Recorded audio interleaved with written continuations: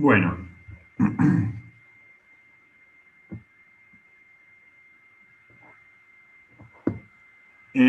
largamos, si les parece. Les Bueno, pido a todos que muteen los micrófonos.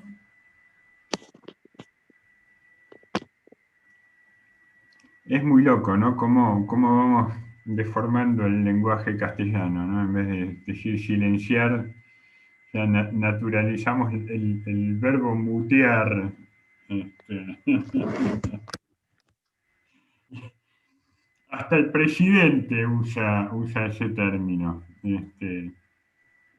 Tenemos un idioma tan rico y tenemos que deformarlo de esa manera, pero bueno. Eh, a ver, Sol. Ahí está. Que todavía hay algunos en la sala de espera.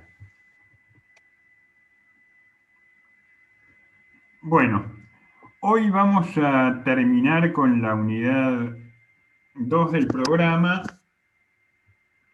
Eh, Vamos a terminar también con el análisis, con el estudio, con la descripción del justnaturalismo como primera aproximación moderna a la comprensión de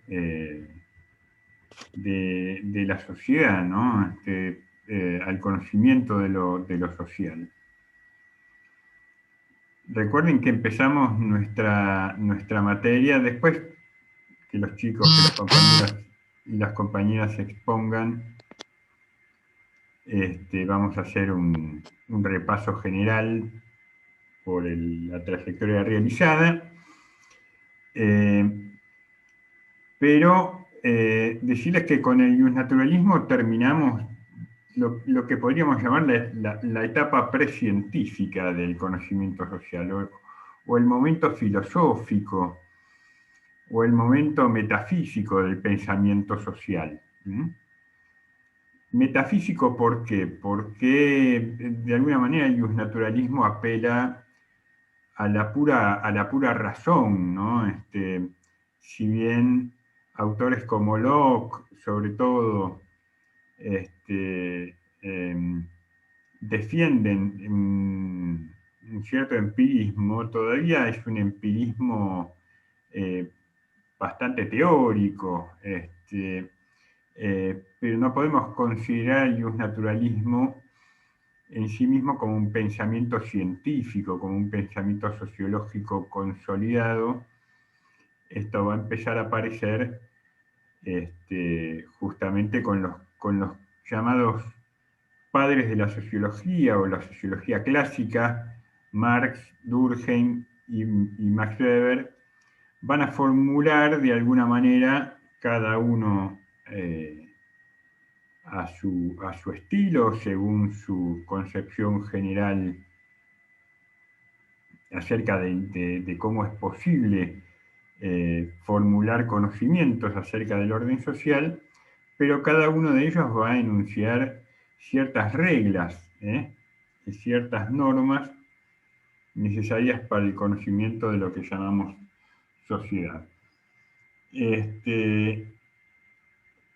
Entonces, decíamos, con el justnaturalismo es el pensamiento filosófico y sobre todo la filosofía del derecho natural, la que primero intenta hacer una aproximación, sobre todo tratando de partir de una reflexión acerca del origen de lo social. Esta idea del pacto, del contrato, y la idea, por supuesto, de esta dicotomía, esta dualidad entre el estado de naturaleza y la sociedad civil o la sociedad política. El último, entonces, de los grandes justnaturalistas que estamos abordando, que empezamos a trabajar la clase pasada, es Jean-Jacques Rousseau, no les voy a spoilear la presentación a las compañeras y los compañeros, así que voy a dejar que hablen ellos y ellas. Este, ¿Quiénes son los que tienen que levanten la mano? Verónica, bien. Guadalupe, ¿quién más? Acá, profe. Axel, ¿alguien más? ¿Son esos tres? Sánchez María. Ah, bien. Profe, también está Franco que está esperando, dice que no puede entrar. Ahí le doy pista. Dale, ¿Y yo, profe? gracias. Bueno, les habilito entonces ahora para que compartan la pantalla, si me esperan un segundo. Dale. Si no, no lo entrará Franco. Si no entra Franco. Si no.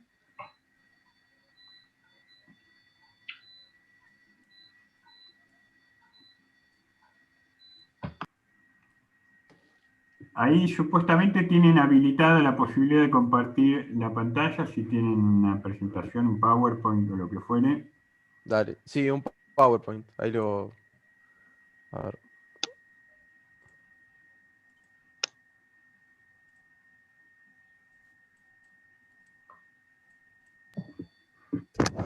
¿Franco ya entró bien? Ahí está. Ahí se ve, profe. Sí, se ve perfecto. Espérenme un Sí. segundo. Dale.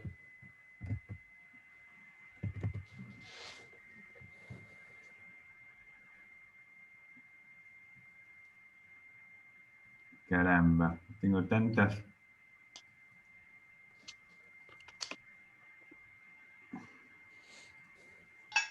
El escritorio de mi computadora se parece un poco al escritorio de mi vida. Tengo abiertas 24 ventanas al mismo tiempo. Espérenme un segundito que ahora me perdí. Acá está.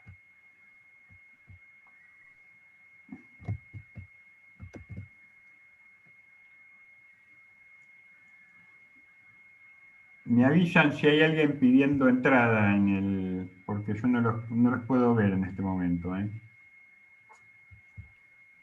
Creo que estamos los 6, ¿no? Bien. Bueno, Creo que sí. adelante. Ahí se ve pantalla completa. Se ve pantalla completa, perfecto. Y Rousseau bien peinadito ahí. Bueno, sí, nosotros vamos a hablar de Jean-Jacques Rousseau. Primero yo voy a empezar hablando de lo que es el contexto en la Edad Moderna, en la que nació y murió Rousseau. Rousseau nació en 1712, murió en 1778. Después van a hablar mejor de eso mis compañeras, pero para tener una idea de qué etapa estamos hablando. Bueno, previamente a esta Edad Moderna, así brevemente, veníamos de la Edad Media, que se terminó por la Reforma Protestante de Lutero, que buscaba mayor libertad, aumento del individualismo, cambios en usos y costumbres de la Iglesia Católica, una búsqueda de una necesidad de renovación moral y religiosa. También se puede marcar como fin de la Edad Media el descubrimiento de América, la aparición de la imprenta. Eso quizás fueron los 3 hechos más importantes que definieron el fin de la Edad Media. Ya en el mundo moderno, como explica Sonia Bengoechea en su texto, la Edad Moderna va del siglo XV al siglo XVIII. Como podemos ver acá en la imagen, que representa lo injusta que era la sociedad europea en la época de Rousseau. La organización social presentaba diferencias notables entre los distintos grupos de la población. Los grandes estados europeos, también hay que decir que eran monarquías. En lo más alto del estrato social estaban la nobleza y la aristocracia junto a la iglesia. Y con una clara diferencia marcada ya en los estratos populares, estaba la incipiente burguesía, que se estaba enriqueciendo por la banca o el comercio, más abajo estaban los campesinos y en el estrato más inferior de todos estaban los siervos, que todavía seguía habiendo bastante para esa época, más de 1 millón. Europa en esa época era una sociedad esencialmente agraria y el bienestar de la población dependía casi exclusivamente de la tierra. Las ciudades se vuelven sede del comercio, de la banca y de la incipiente industria. Es por eso también que lo que mencionaba antes, que la burguesía empieza a tener un poco más de poder, pero sigue estando en los estratos populares. Pero porque todavía lo que es poder y privilegios estaban muy relegados a lo que era la iglesia, la nobleza, no estaban ni cerca de... Esto empieza a condicionar todos los problemas políticos que van apareciendo luego y que desembocan en la Revolución Francesa. El clero y la nobleza eran los principales poseedores de tierras cultivadas y tenían los privilegios, estos que mencioné. Como bueno, no pagaban impuestos, podían ocupar cargos públicos importantes, solo a ellos se les permitía. Esta justificación que había del orden social en beneficio de la monarquía y la nobleza se basaba en la idea del origen divino del poder real, un poder designado por Dios. No había, era la única explicación. A ver, voy a... Bueno, y aunque van a hablar mejor mis compañeras, lo que parte de las ideas y pensamientos de Rousseau influye muchísimo en la Revolución Francesa. También para poner un poco en contexto, Francia estaba gobernada desde 1774 por Luis XVI.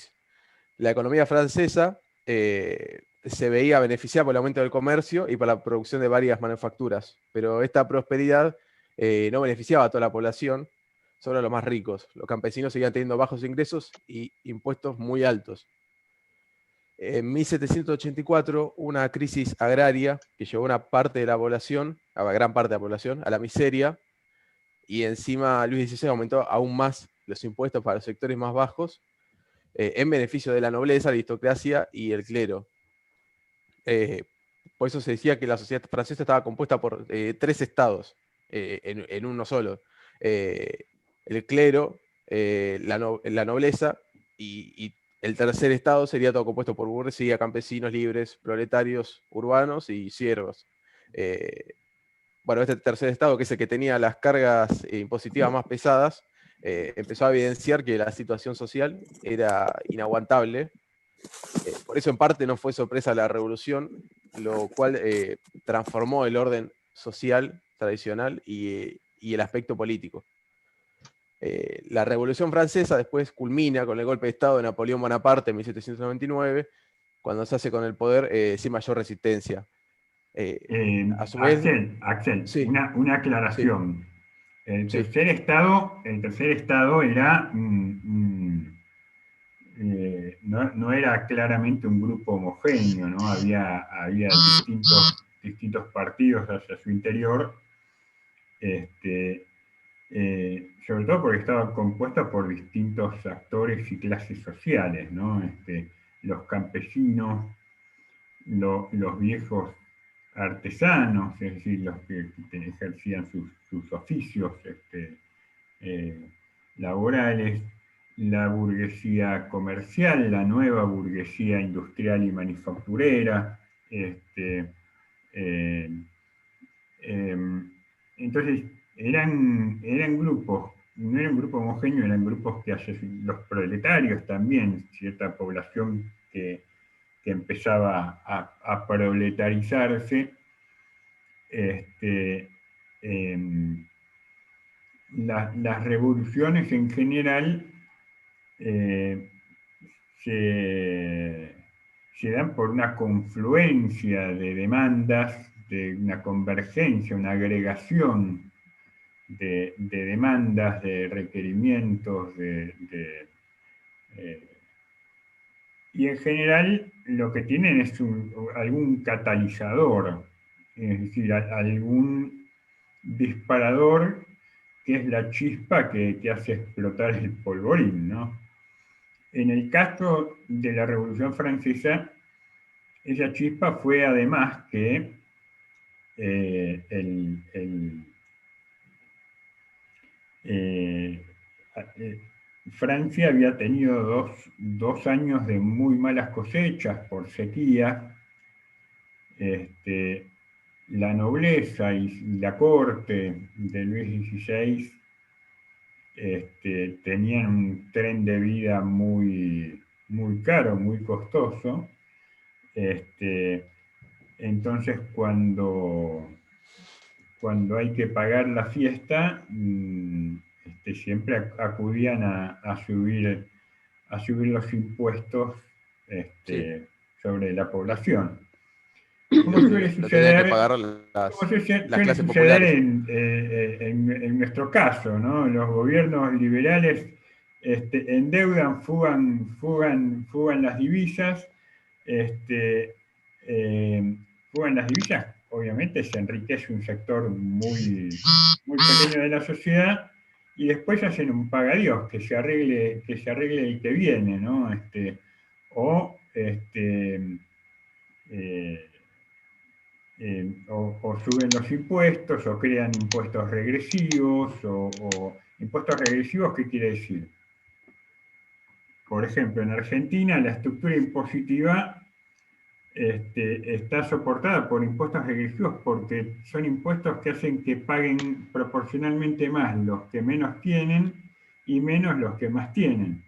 Este, la mayor fuente de ingreso fiscal en Argentina es el impuesto al valor Sí, agregado, el IVA, que lo pagamos todos nosotros cuando vamos a comprar algo al kiosco, al almacén, compramos una moto, estamos pagando la el impuesto al leche. valor agregado. Sí, Sebastián. No, quería hacer un aporte chiquitito, perdón, está sobre Francia, digamos, yo estoy estudiando historia y el periodo, digamos, previo a la revolución, digamos, ¿no? La Revolución Francesa, que obviamente es como todo un preparativo para cuando se da el momento más de insurreccional, económicamente no era muy bueno, digamos, porque también con lo que decía usted, profe, justamente, digamos, el rey y la aristocracia, que eran los que gobernaban junto con la iglesia, no producían riqueza, vivían de renta. Entonces, justamente cuando se da la revolución, el contraste era que las burguesías y los campesinos, que eran los que producían, estaban en muy malas condiciones, Muertos de en hambre. tanto Sí. legales y económicas, y la nobleza, digamos, exfoliaba Era todo eso. exactamente, Sebastián señala algo que es muy importante. Muchas veces las grandes revueltas o revoluciones sociales no se dan solamente porque aumenta la pobreza. ¿Qué quiero decir? Hay experiencias sociales en las que la pobreza aumenta y sin embargo la cohesión social aumenta también. Por ejemplo, en la isla de Cuba. En Cuba, durante los primeros años del bloqueo norteamericano, el bloqueo comercial, Cuba no podía comerciar, estaba ahogada económicamente como sigue estándolo en este momento, ¿no? El bloqueo comercial de Estados Unidos a Cuba continúa. Este, y sin embargo, en los 40 años que lleva o más, que lleva el bloqueo norteamericano, Cuba sobrevive. Sobrevive políticamente además el régimen cubano, eh, lo cual es muy difícil de explicar solamente bajo la tesis del autoritarismo, porque no hay gobiernos autoritarios que se prolonguen tanto tiempo sin una base de legitimidad. Durante la parte más fuerte del bloqueo, fines de los 60 y principios de los 70, eh, iban todos, funcionarios, miembros del Partido Comunista, maestros universitarios, a participar de la cosecha de la caña, porque era la principal fuente de ingreso.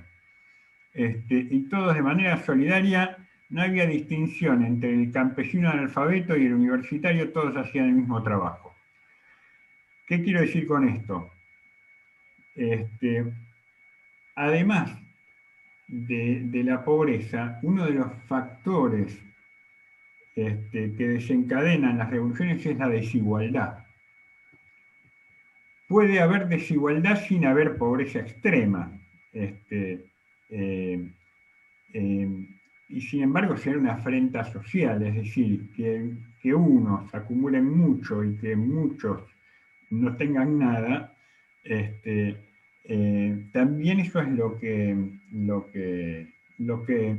desencadena procesos de gran convulsión social.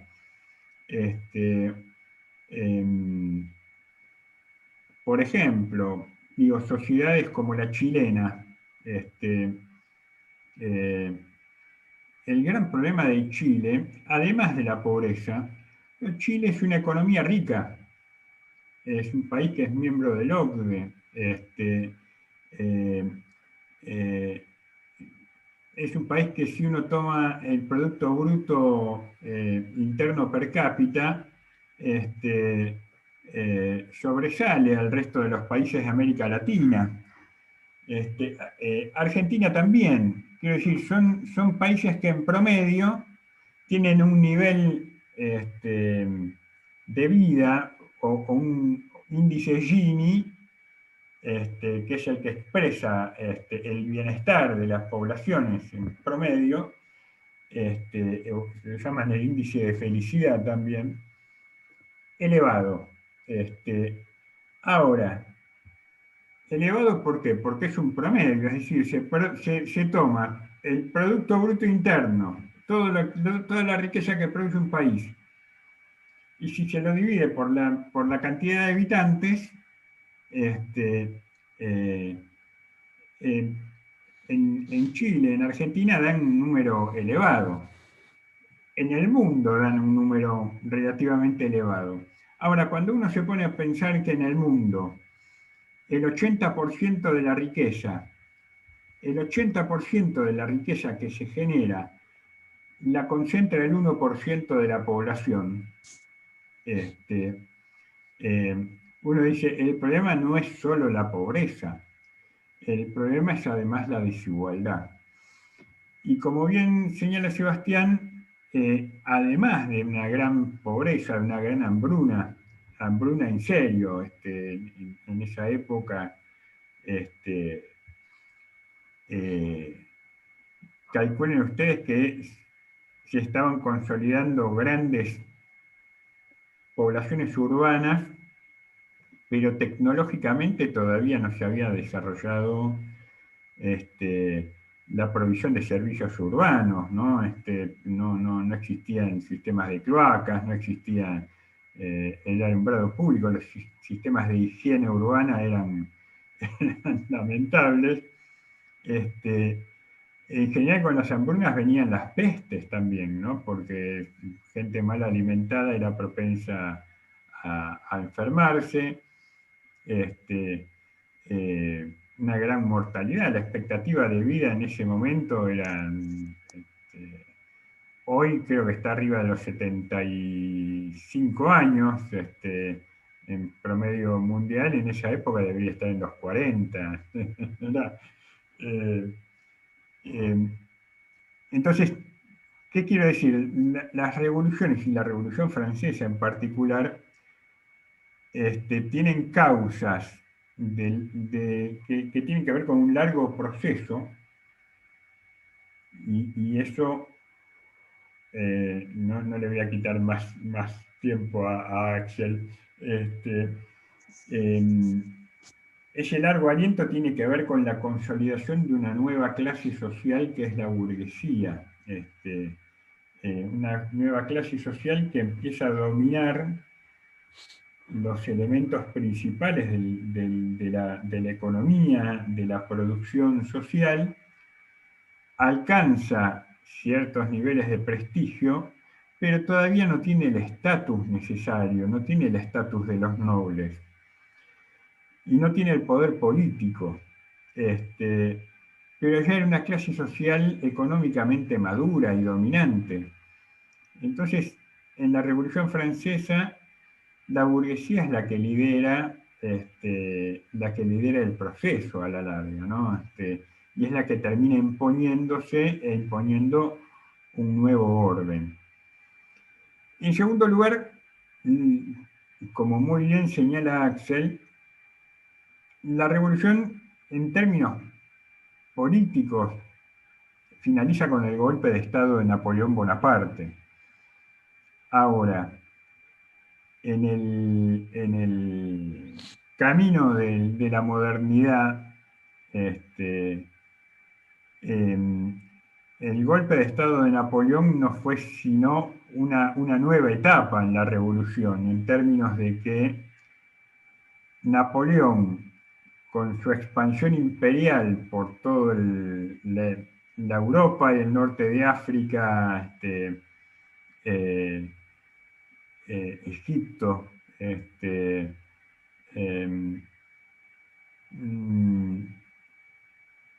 diseminó las ideas del iluminismo, las ideas de la Revolución Francesa.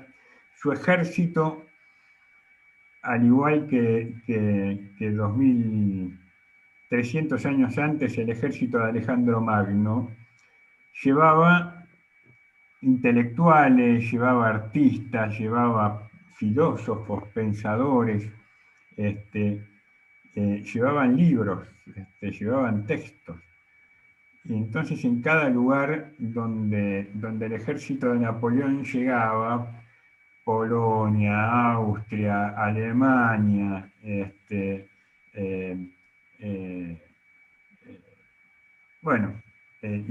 y Roma, Nápoles, Milán, y llegaba la revolución también, llegaban las ideas de la revolución. Por eso,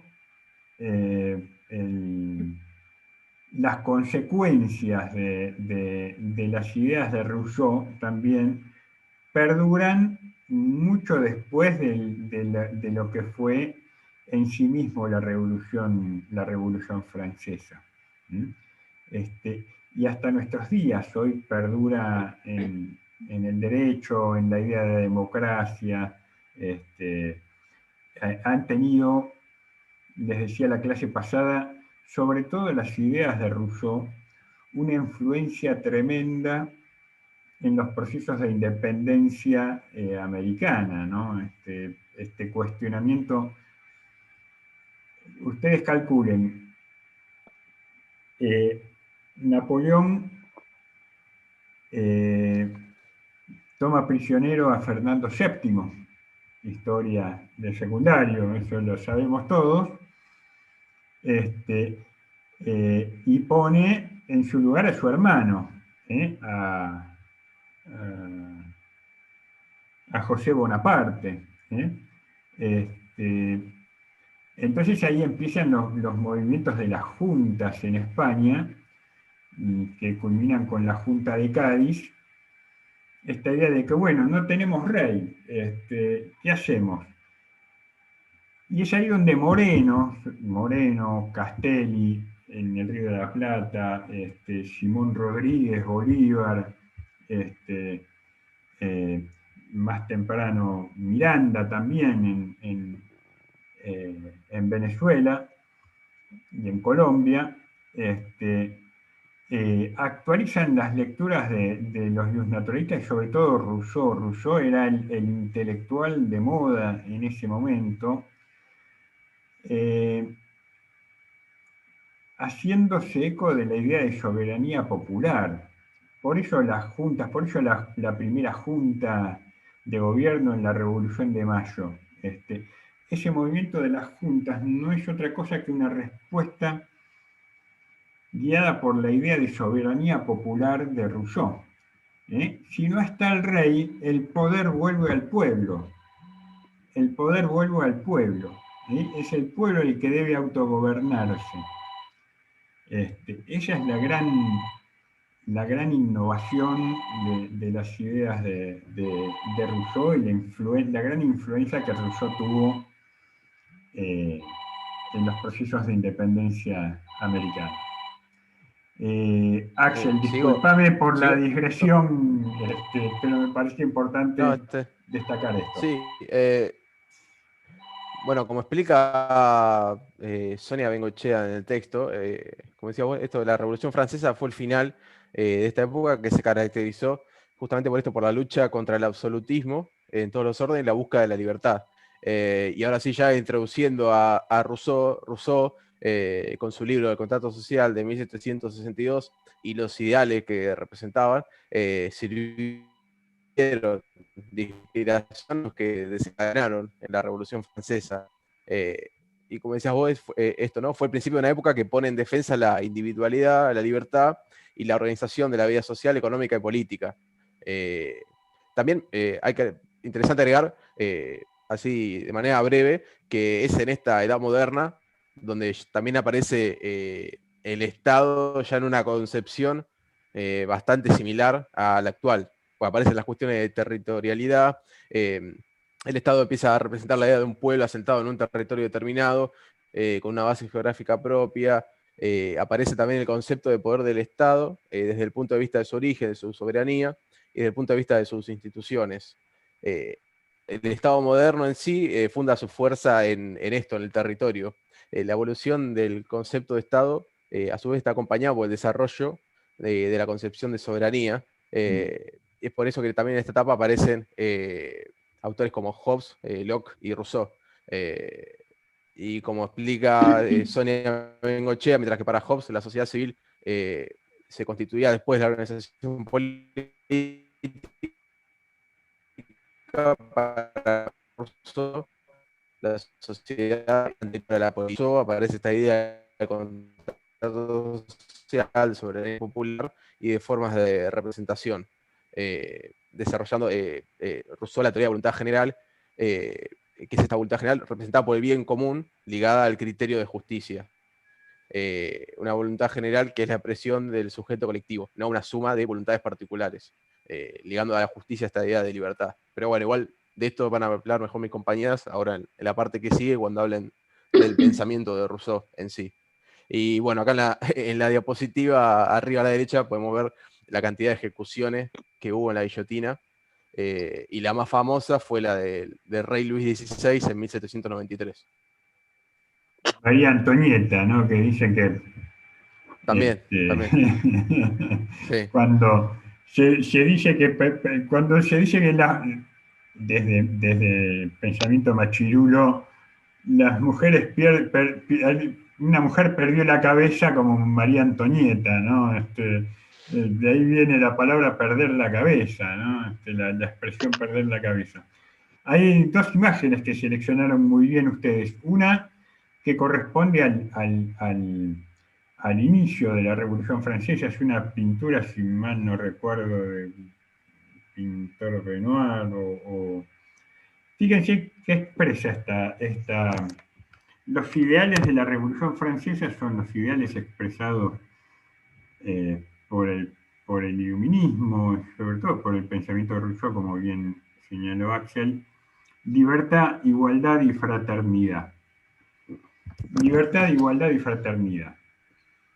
A propósito de la fraternidad, el Papa Francisco acaba de sacar una nueva encíclica, una tercera encíclica que se llama Tutti Fratelli y habla sobre la fraternidad.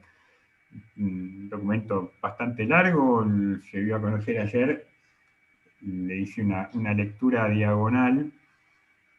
Paradojas del destino que hoy la institución, si se quiere, más progresista en términos políticos, no digo que sea la Iglesia porque la Iglesia sigue siendo muy conservadora, pero el Papa, a mí no deja de sorprenderme en el sentido del pensamiento. Digo, si hay hoy un pensamiento de izquierda encarnado en algún líder a nivel internacional, es en el Papa, cosa que yo hace unos años no me hubiera imaginado. Pero libertad, igualdad y fraternidad son las ideas que están encarnadas en esta pintura que está aquí debajo. La que encarna esa avanzada, que es una avanzada militar, fíjense, están armados, pero la que lleva la bandera es una mujer, es la libertad, ¿no? Es un gesto impetuoso, ¿no? Es el avance, el avance de una muchedumbre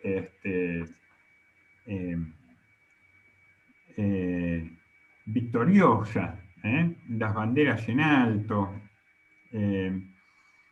Ahora, ¿qué más pueden observar en esta imagen? ¿Qué más podemos observar, además de la libertad que va al frente? Hay como un burgués ahí, ¿no? Con un Hay sombrero. un burgués encaramando un fusil, ¿no? Claro, hay gente de diferentes clases sociales, o sea, de estratos populares, pero como mencionábamos antes, dentro de los estratos populares estaba la burguesía, los campesinos, o sea, era, como decía, un grupo muy variado lo que formaba los estratos populares. Tal cual. El burgués con galera, levita, con un fusil. Claramente al lado del burgués hay un sansculotte. Dame un segundo. Ahí está. Culotte tiene que ver con esos pantalones tipo calzas que usaban los nobles en esa época, esos pantalones ajustados. ¿Vieron el típico retrato de Manuel Belgrano que aparece? Eran esas calzas claras, blancas que usaban en esa época, pero era un elemento de distinción social. Era un elemento de distinción social. Los sansculottes eran los más lumpenes de los habitantes urbanos y suburbanos, como podemos ver acá, una persona vestida con apenas con una camisa muy holgada y ropa muy sencilla. Lo mismo que un adolescente que está empuñando dos pistolones que se ven al otro lado de la imagen, ¿no? Sí. Hola, soy siempre yo, iPhone. Falta una compañera a aceptar. Porque capaz que no la ves. Sí, hay algunas esperando. Ahí está, buenísimo. Gracias. Entonces esta pintura también, como muy bien señala Axel,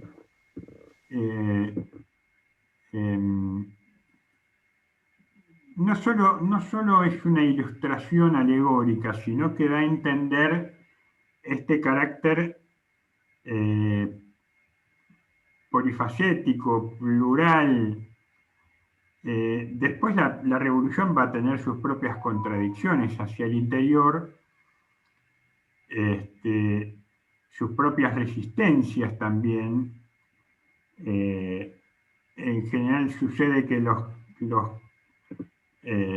ciertos sectores sociales, cuando ven satisfechas sus demandas, se retiran del proceso revolucionario o empiezan a operar en contra o se alían con los que quieren restaurar el poder del rey, el poder monárquico. Entonces la revolución, sobre todo en la época de Robespierre, en la época jacobina, que es en los últimos 1793 al 96, si mal no recuerdo, tiene lo que se llama el régimen del terror, ¿no? que es lo que expresa la imagen de la guillotina, es decir, medidas muy radicales, ¿no? Había que sostener el cambio frente a las resistencias y la revolución en sí misma termina convirtiéndose en un régimen totalitario.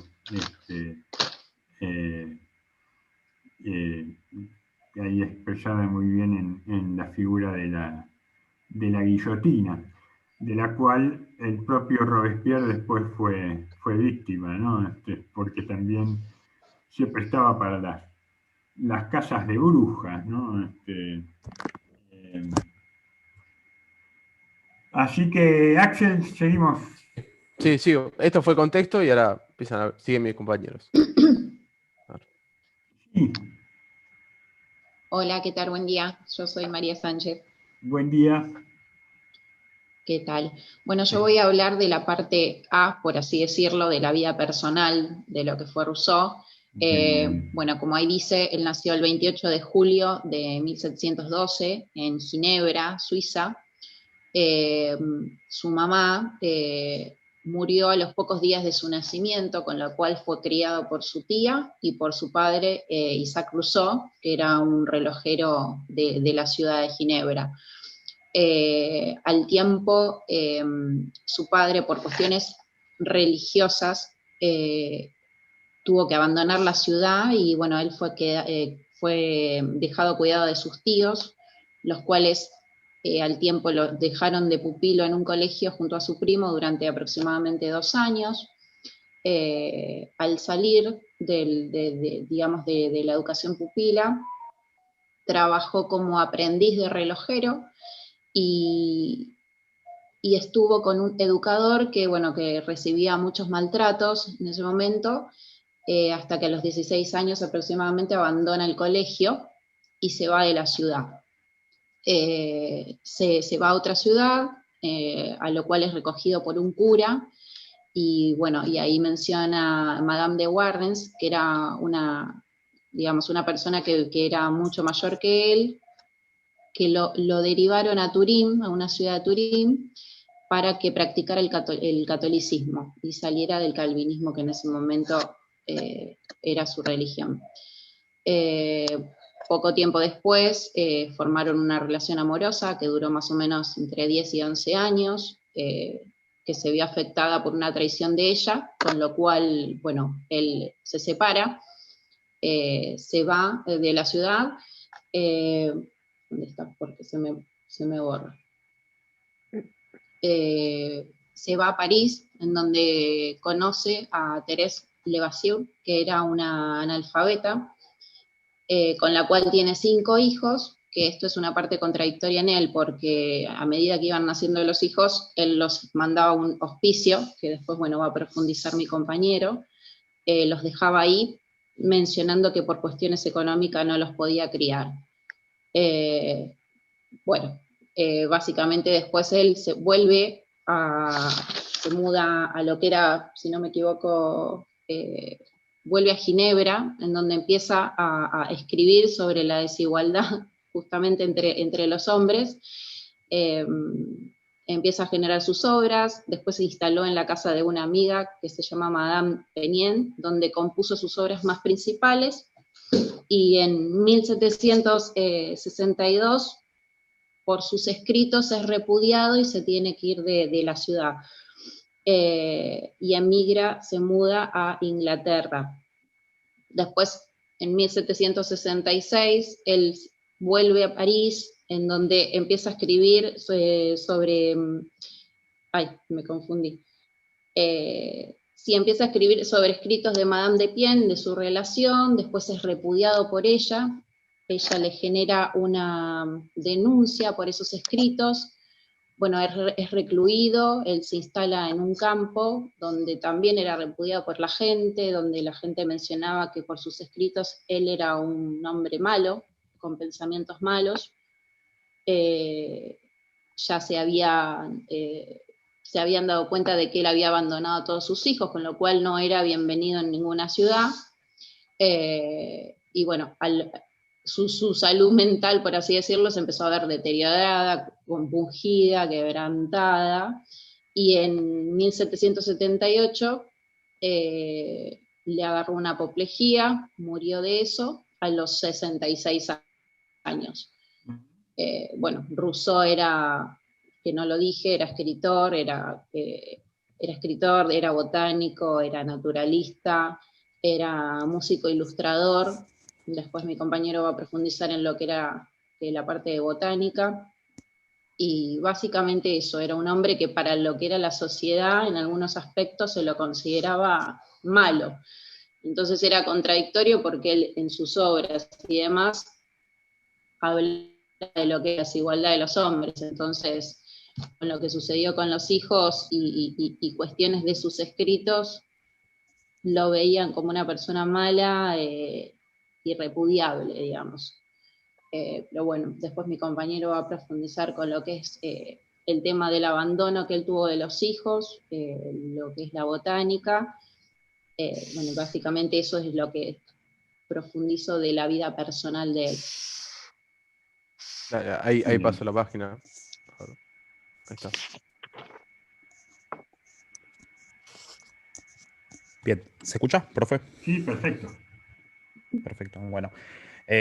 Bueno, como bien mencionaba mi compañera, yo voy a hablar un poco más acerca de la etapa musical, de la botánica, y también un poco acerca del abandono de sus hijos, entrando más en profundidad con un par de declaraciones que encontré que me parecieron muy interesantes. Y también encontré un fragmento de una ópera que él compuso, que la podemos escuchar al final para saber esta parte de la presentación. Bueno, siguiendo con lo que comentaba Mari, acerca primero con la relación que tuvo con Madame de Warnes, se la catalogaba, por los textos que fui leyendo, como una relación bastante, podríamos decirlo, turbia. De hecho, bueno, luego de la infidelidad que cometió ella hacia él, prácticamente no tuvieron contactos, o sea, estuvieron varios años en pareja, pero después directamente se cortó la relación y la comunicación entre ambos. Algo que me llamó la atención, que fui encontrando, es acerca de que Madame de Warnes murió de desnutrición, que incluso le ha mandado cartas a Rousseau, pero que nunca le respondió y tampoco fue a acudir en su ayuda, así que la abandonó, como se comenta.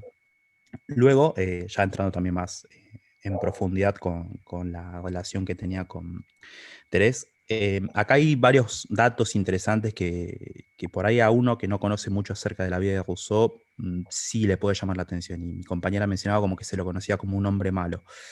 Y bueno, acá por ahí sí se le puede dar la razón, debido a que la relación también era bastante dispar, era bastante turbia.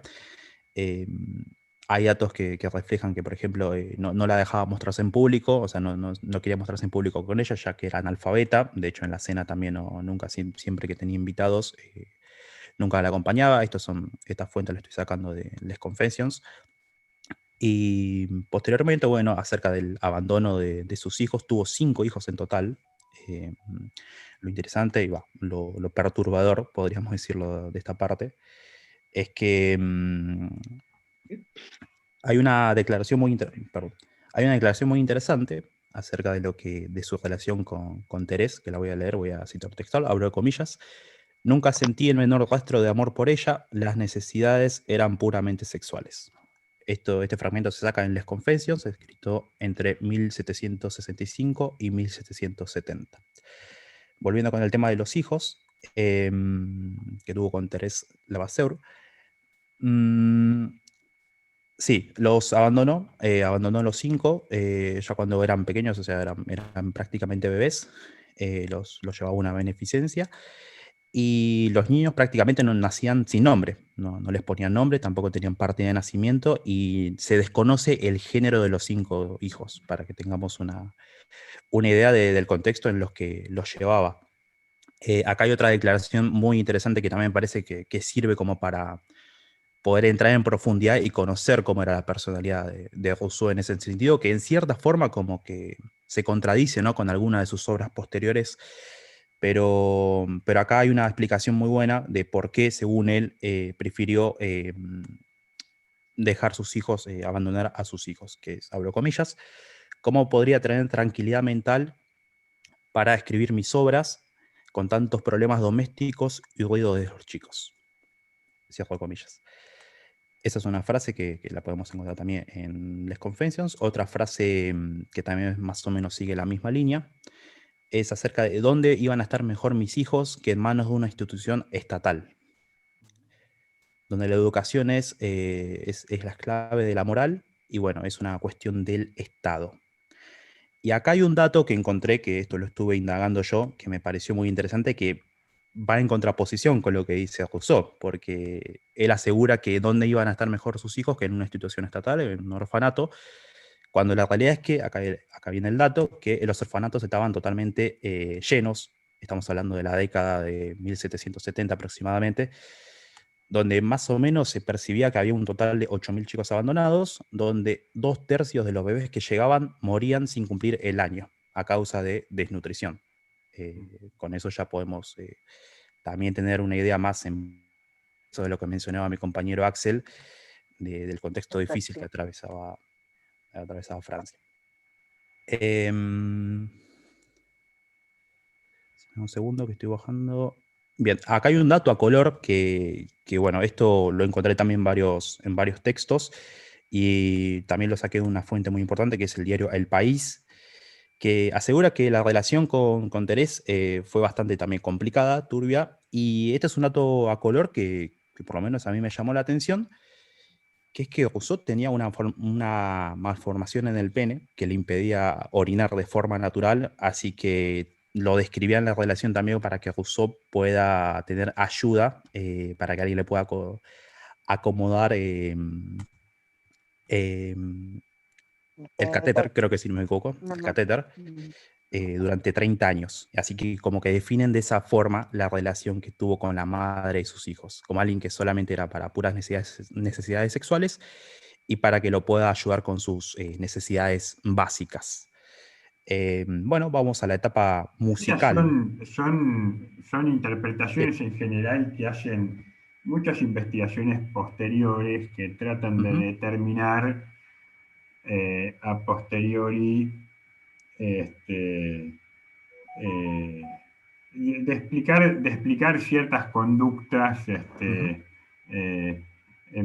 a partir de algún tipo de afección eh, eh, física o de alguna enfermedad o de alguna frustración sexual temprana, pero sí, la vida privada de Rousseau no estuvo exenta de cierta complejidad. Sí, sí, sí. De hecho, me acuerdo que la clase pasada le preguntamos si podíamos indagar en esta parte y usted nos había dicho que había bastante material y sí, la verdad que encontramos bastantes cosas de color. Que uno, bueno, por ahí esto ya es punto aparte, ¿no? Leyendo la vida, o sea, las obras de él, por ahí no hace mucho hincapié en lo que es la historia personal o el lado B. Y sorprende, pero Sí, bueno, sí, igual hay que considerar también que, a ver, las fake news no son un invento de nuestra época solamente, ¿no?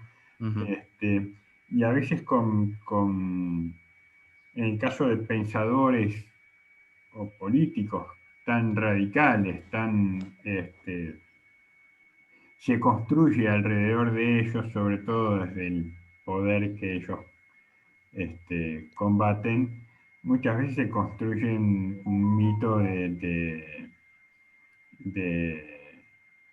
eh, y se inventan ciertas, o se exageran ciertos aspectos de la vida privada para desacreditarlo, para bajarle el precio, como sucede hoy en claro. día con, este, con muchos políticos, ¿no? Si nosotros leemos Clarín,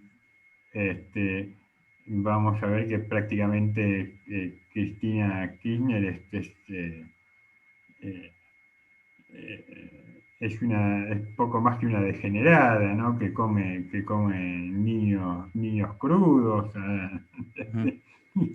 Y si leemos página 12, vamos a encontrar que la vida privada de Mauricio Macri es la de alguien afecto a las reposeras y a y en ambos casos eh, son, son siempre y por lo general exageraciones nunca desinteresadas. De todos modos que algo de verdad hay, probablemente esos intentos por explicar ciertas conductas de Rousseau existen. Es cierto el hecho de que sus 5 hijos fueron dejados en un orfanato. Es cierto y es real su relación casi desaprensiva con su esposa. Es cierto su relación con Madame Warens, sobre todo que fue para él también una especie de espíritu maternal, considerando que Rousseau perdió a su madre muy pequeño. Luego fue su amante y también era su mecenas, ¿no? La que le financió sus estudios y sus primeros trabajos intelectuales fue ella. Así que siempre estas cosas hay que, digo, no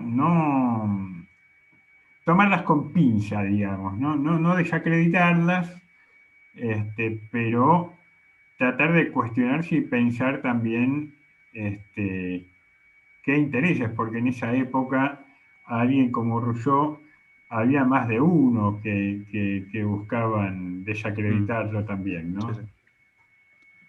No, y además por la dificultad de conseguir una fuente exacta que es prácticamente imposible al día de hoy en relación a esa época, así que sí, Claro. obviamente hay que tomar con pinzas todo esto, lo que estamos mencionando del lado B. Bueno, vamos a hacer hincapié en la etapa de botánica, que usted mencionaba recién que bueno, tuvo la pérdida de su madre desde muy joven. Se empezó a aficionar justamente porque en las conferencias comentaba que la botánica, o más bien el cuidado de las plantas, era una afición, una de las aficiones preferidas de su madre, así que fue en cierta medida lo que lo impulsó a él también a conocer un poco más, a indagar un poco más en ese mundo. Acá, en las Confessions, en la parte de la correspondencia, cuenta que había establecido una relación íntima con la naturaleza en un periodo que se extiende desde 1728 y 1739, cuando vivía con Madame de Warens, y muy particularmente acá hace énfasis en el 36 y en el 39, acerca del cuidado de las plantas, escritos acerca de la naturaleza, y también como que ya iba indagando, investigando por cuenta propia acerca de ampliar, ¿no?, su conocimiento acerca de ese mundo de la botánica.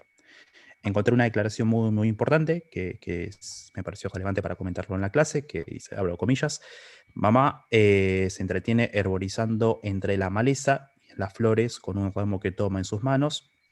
Va caminando y observa curiosa las estructuras que la rodean y se la ve, y el contexto es muy placentero y despierta el gusto en la botánica. Y esto me ha llevado a distraerme por otros estudios, pero me apasiona. Esto lo podemos encontrar también en las Confessions. En la página en el capítulo 12. Luego vamos a, bueno, igual de la botánica, hablando más en concreto de las obras, Rousseau tiene una obra acerca de la botánica que mi compañera lo va a extender, lo va a ampliar más al final de la clase. Ya para cerrar mi parte voy a hacer énfasis en la parte musical, así no lo hago tan extenso.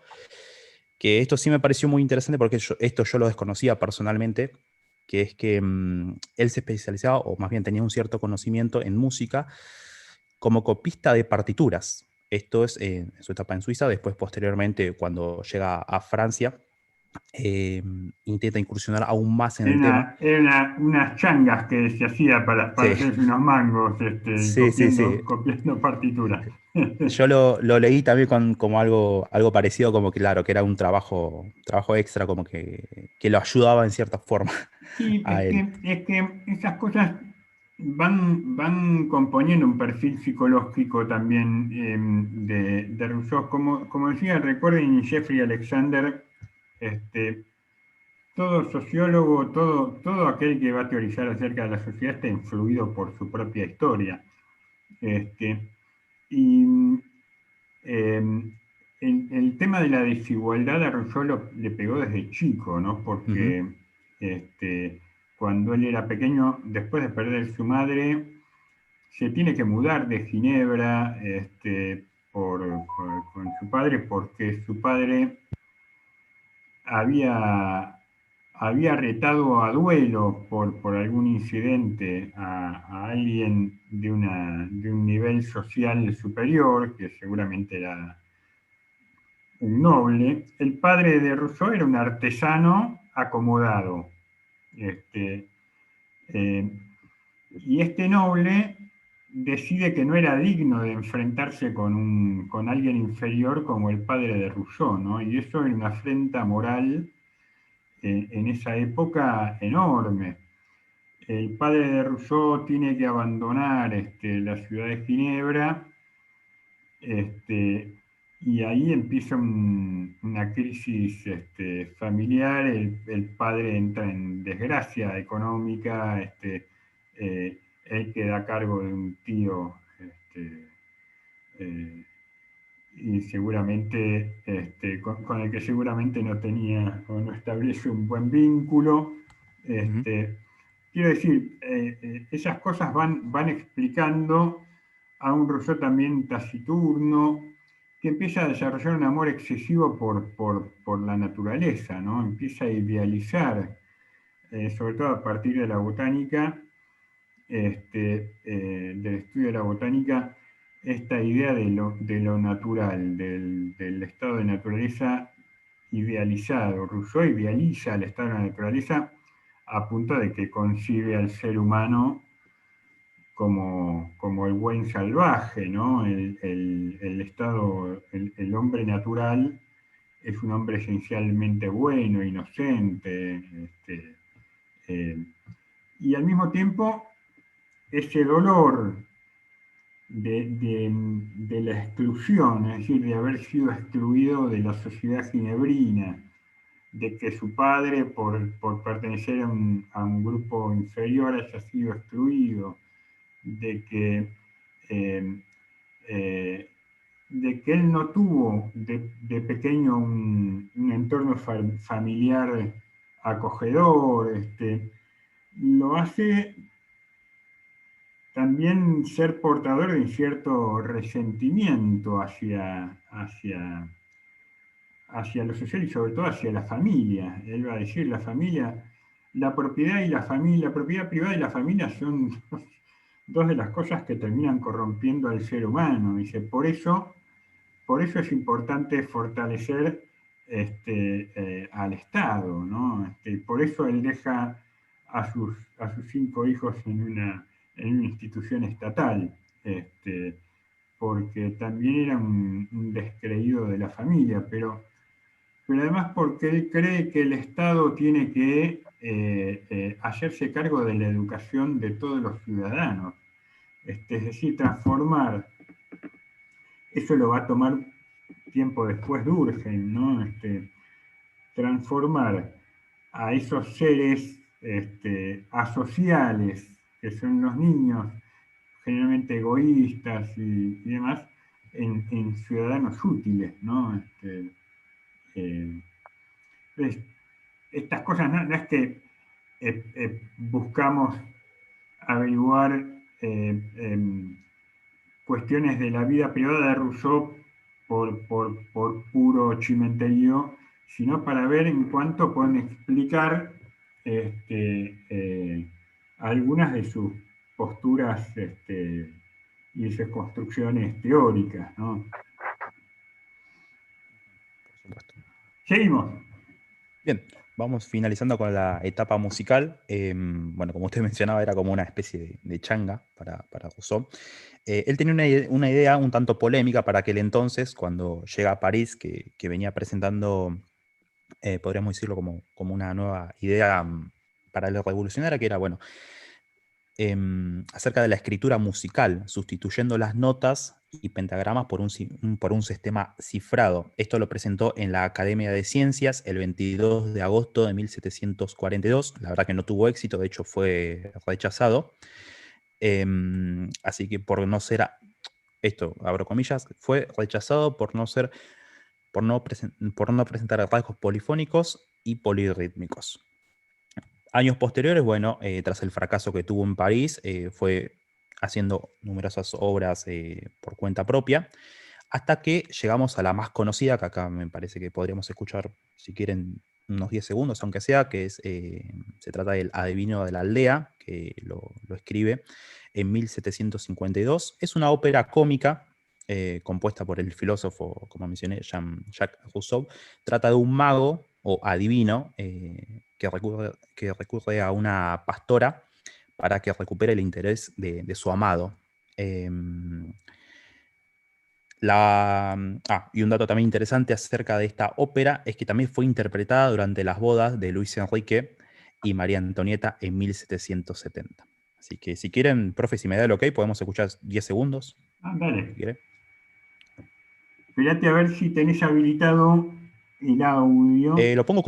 Lo pongo si quiere con el altavoz. No, porque va a distorsionar. Esperame un segundo que ya te...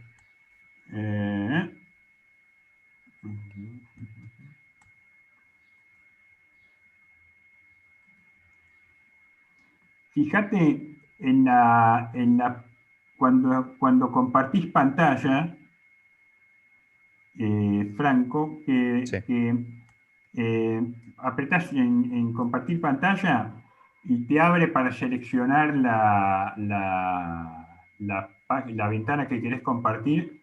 Abajo a la izquierda hay en la ventana esa un casillero que te permite compartir el audio de la computadora. Perfecto. A ver, deme un segundo.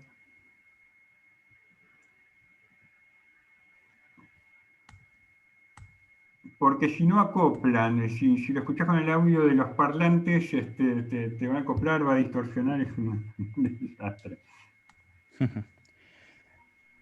¿Puede ser que le llegó la notificación ahora? ¿O pueden verla? ¿Cómo? ¿Se ve? A ver, esperá que dejo de compartir pantalla yo, Franco. Deja de compartir pantalla, volvé a compartirla cuando abrís la ventana para seleccionar Creo que ahí se ve, ¿no? Claro, Ahí se está. en la pantalla de la opción de Zoom de compartir, la pantalla donde vos elegís qué ventana vas a compartir, abajo a la izquierda hay un iconito que hay un casillero de verificación para compartir el audio de la computadora. ¿Lo encontraste? Lo estaría encontrando. Deme un segundo.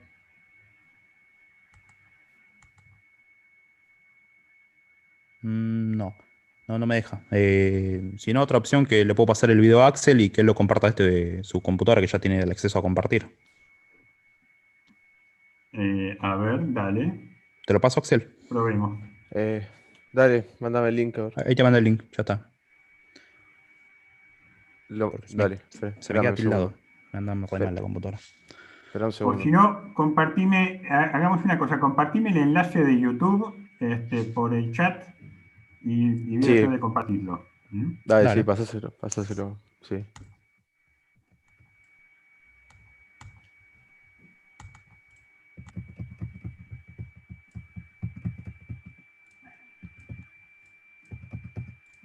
Denme ahora, denme un segundo. Si no compartir.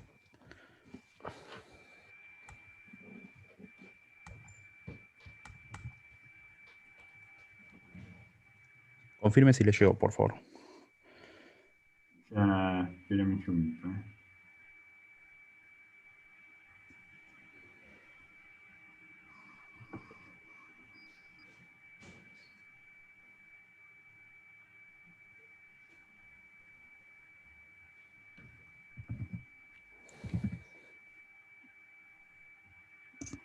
Espera que lo perdí ahora.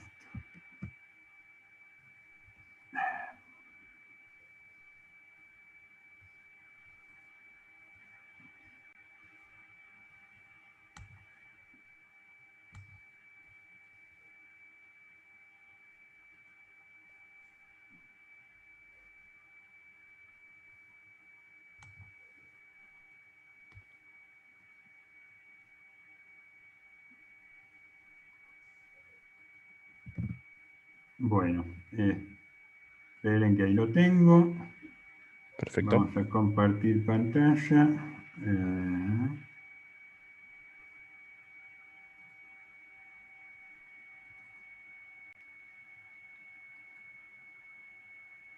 ¿Están viendo? Sí, sí. Sí.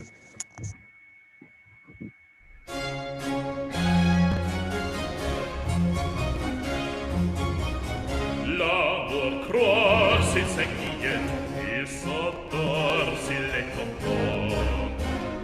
L'amour croit s'il s'inquiète, il s'endort s'il est content. L'amour croit s'il s'inquiète, il s'endort s'il est content.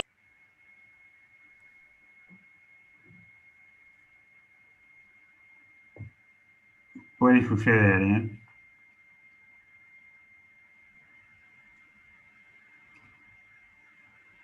Hay problemas de conexión. S'il s'inquiète, il s'endort s'il est content. Il s'endort s'il est content, s'il est content. La bergère plus coquette rend le berger plus constant. La bergère plus coquette rend le berger plus constant. La bergère peu coquette rend le berger plus constant.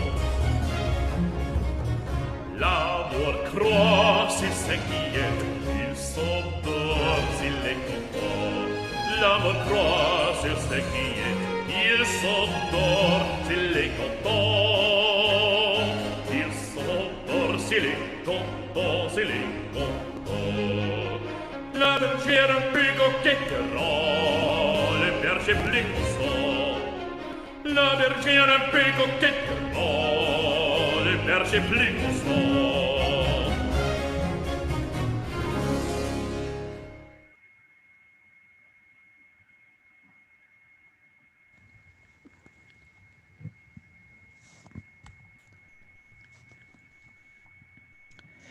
Bueno, con Bueno, eso esperen que dejo de concluyo. compartir la pantalla. Bien. Dale, vuelve a compartir la del PowerPoint. Ahí está. Esperen que vuelvo a... Se está por terminar el tiempo, cualquier cosa, ¿eh? Sí. Esperen un segundo.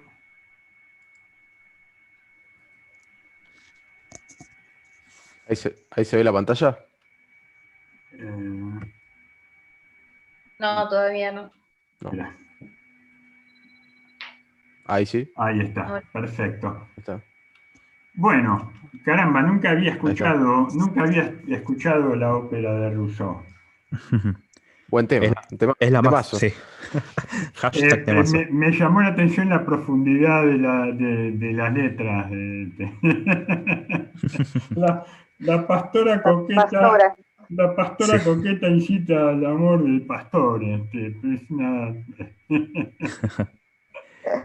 Bueno, ya para cerrar mi parte, sí, bueno, es la obra más conocida de él y como mencioné, bueno, se interpretó en la boda de Luis Enrique y María Antonieta, así que es un dato, me parece importante para remarcar y ahí sí le cedo la palabra a mis compañeras.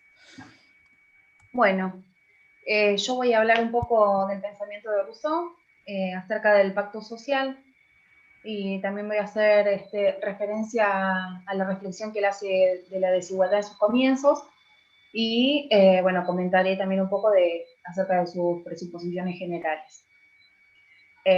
Bueno, Rousseau participó en el movimiento de la Ilustración, un movimiento intelectual que influyó fuertemente, como dijeron ya los compañeros, en la Revolución Norteamericana en 1776 y en la Revolución Francesa en 1789 También en las guerras de la independencia de Latinoamérica, como el otro día usted mencionaba, profe, con esto de Mariano Moreno, y en las revoluciones nacionales que sacudieron un poco a Europa en el siglo XIX. Bueno, estas revueltas condujeron a las transformaciones de las sociedades occidentales, dando paso al surgimiento de la figura del ciudadano y al ascenso de las libertades y los derechos individuales de los hombres. Bueno, también hicieron... Perfecto, ahí estamos viendo. Dale. Guadalupe, ¿ya estás adentro? Sí. Vamos a esperar 2 minutos más para ver si hay algún todavía... Sí, ahí hay algunos compañeros todavía pidiendo entrada.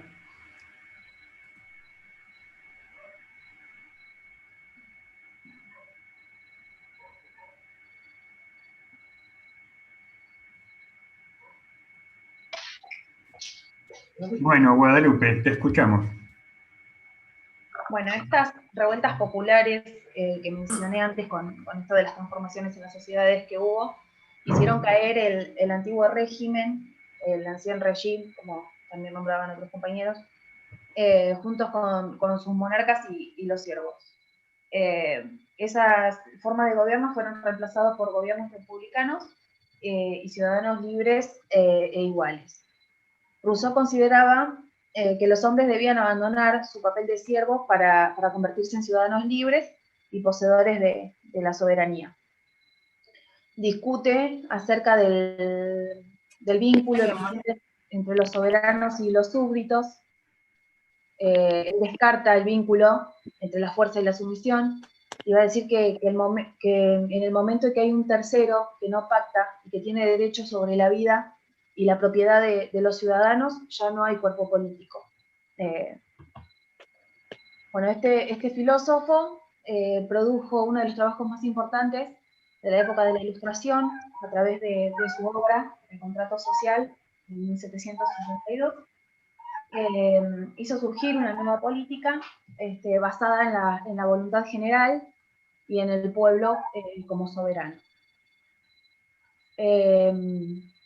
Para él la única forma de gobierno legal, o digamos legítima, va a ser aquella en la que el pueblo se autolegisle.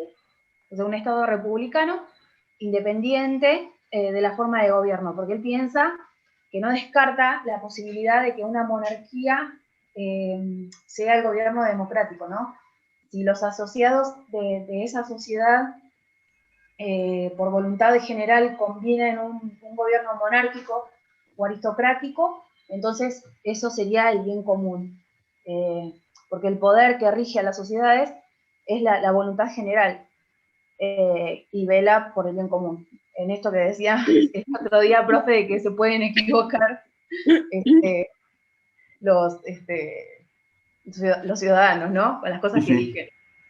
Sí, él decía, cada pueblo tiene el gobierno que se merece, ¿no? Lo cual también suele ser quitado de contexto, ¿no? Pero es algo que yo les decía en la clase pasada. Dice, bueno, hay una ecuación en la que intervienen la cantidad de habitantes, la cantidad de territorio, es decir, el nivel de complejidad que tiene cada sociedad. Entonces, no es que la solución es la misma para todos.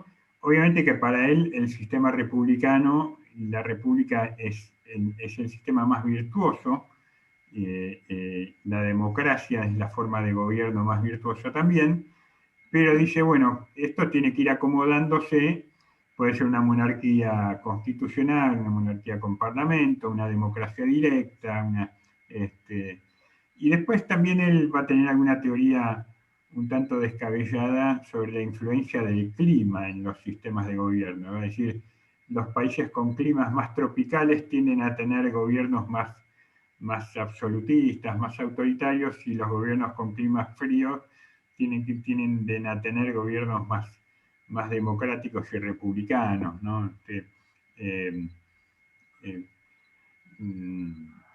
la evidencia ha demostrado que eso no es tan así. Pero, bueno, era parte de su manera de pensar también. ¿No? Sí, Bueno, Guadalupe, te seguimos escuchando. Como pensador y naturalista, él va a plantear que es necesario conocer los principios estructurales de las sociedades y que para ello es necesario volver al estado de naturaleza del hombre para entender por qué pactan y por qué se hace necesario un contrato social. Para Rousseau, bueno, el hombre en estado de naturaleza es un ser sin maldad, es un ser inocente, y va a decir, el hombre es bueno por naturaleza, pero actúa mal, forzado por la sociedad que lo corrompe. Plantea que a medida que van creciendo las poblaciones y que se van juntando grupos de gente, en esa unión se crean falsas necesidades y el hombre dice que cuanto más tiene, más desea, y algunos de ellos comienzan a acumular riquezas, y estos hombres que acumulan, temiendo por sus vidas, por los recelos que se generan en las sociedades, y por sus bienes, promueven el pacto social. Esto es una gran diferencia con el pensamiento de John Locke, ¿no?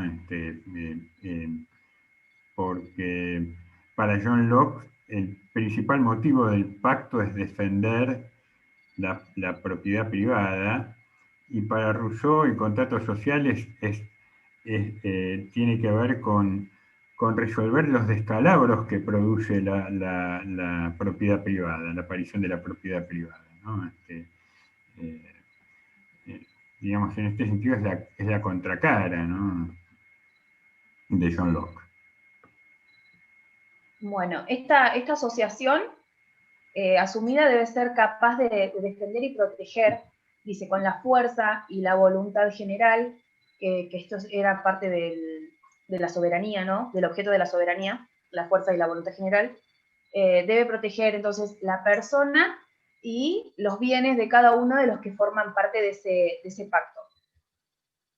El hombre pasa de un estado de naturaleza a un estado civil, civil. En el contrato social pierde su libertad natural, pero gana una libertad civil y la propiedad de todo lo que posee.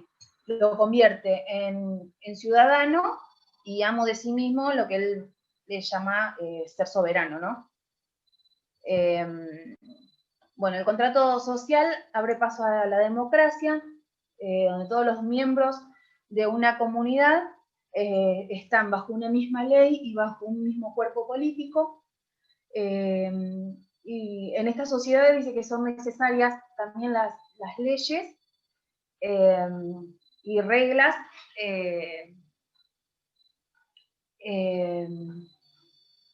igual que en otras formas de gobierno, ¿no? Pero en esta sociedad en concreto, la ley en la que obedecen, digamos, son creadas por ellos, mediante la razón y la voluntad general del pueblo. Estas leyes, entonces, van a guiar la vida civil de los hombres y fueron creadas para hacer cumplir el contrato. Si fuera necesaria, dice que se pueden cambiar, que no son inmutables, porque justamente es el pueblo la que legisla, ¿no?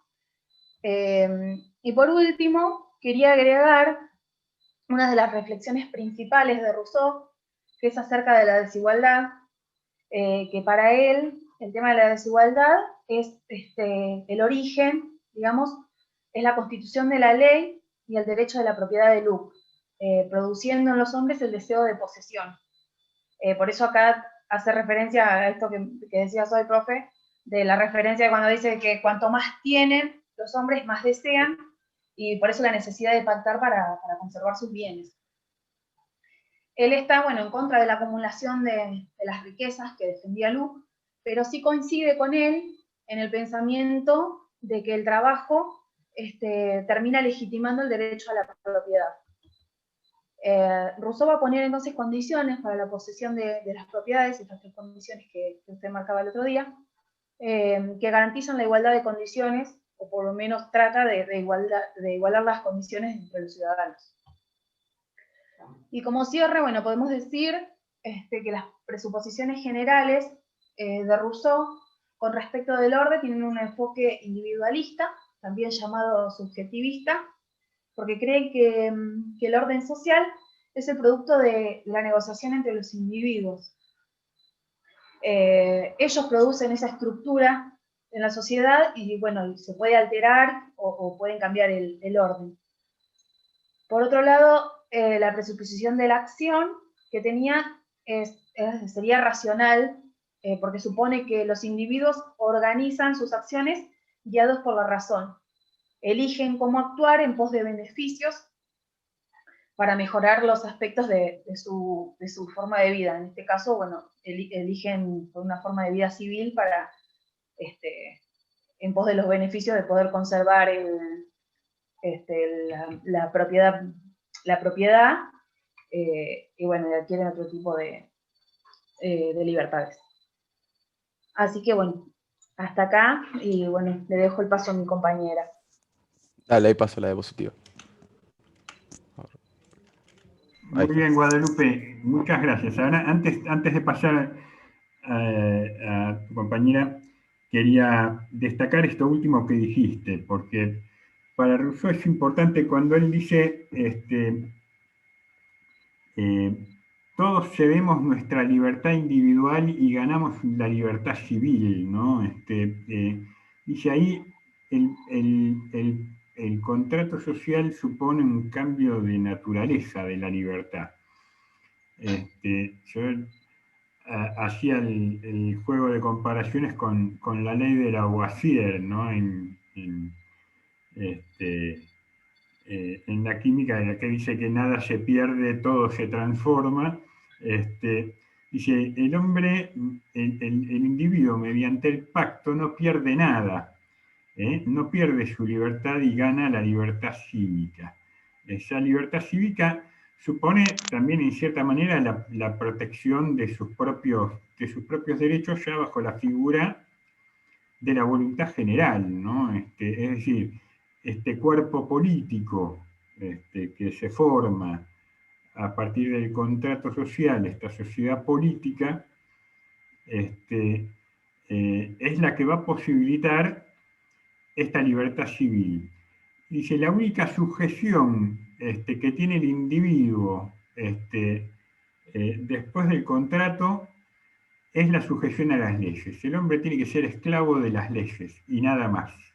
Esa es la libertad civil, digamos, ¿no? La única esclavitud, la única sujeción que tiene que tener el individuo es a la ley. Si se sujeta a la ley, respecto de todo lo demás, queda absolutamente libre, ¿no? Bien.